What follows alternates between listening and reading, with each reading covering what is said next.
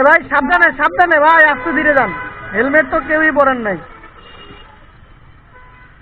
Helmet না পরে আসলে গাড়ি চালানো অনেকটাই রিস্কি। আগে আগে এক সময় আমিও ঠিক এভাবেই হেলমেট ছাড়াই আসলে বাইক চালাইতাম। হেলমেট পরতে কেন যেন ইচ্ছাই করতেছিল না।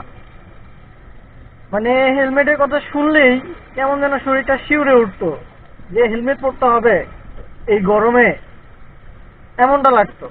কিন্তু একটা সময় রিয়েলাইজ করলাম যে না, আসলে হেলমেটটা একটা সেফটি। এই জন্যই সেফটি, বলা যায় না কখন কোন বিপদটা চলে আসে।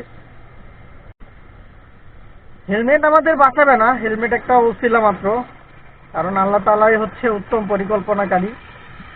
তো সর্বোপরি বিষয় হচ্ছে আমরা মানুষ, আমরা যদি চেষ্টাটুকু না করি তাহলে আমরা কখনোই পাবো না, আল্লাহ তাআলা আমাদেরকে দিবে না। তো নিশ্চয়ই মানুষ সেটাই পায় যেটা সে চেষ্টা করে। চেষ্টা করলে অবশ্যই আমরা পাবো।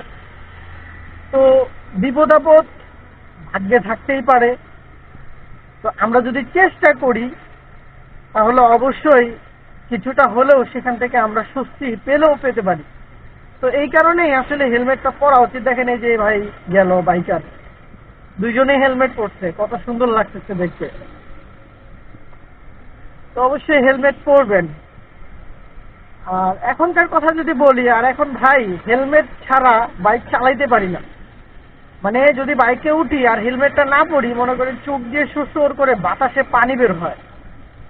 তো হেলমেট ছাড়া এখন ভালো লাগে না, হেলমেট ছাড়া বাইকই চালাইতে পারি না। তো কথা বলতে বলতে চলে আসলাম পোস্তকলা ব্রিজে। তো এখান থেকে ফ্লাইওভারের নিচে নেমে যাব।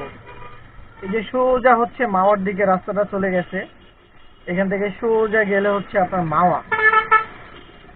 তো আমরা মাওয়া যাব না, আমরা বাম দিক দিয়ে এই ফ্লাইওভার থেকে এক্সিট নিয়ে নেব।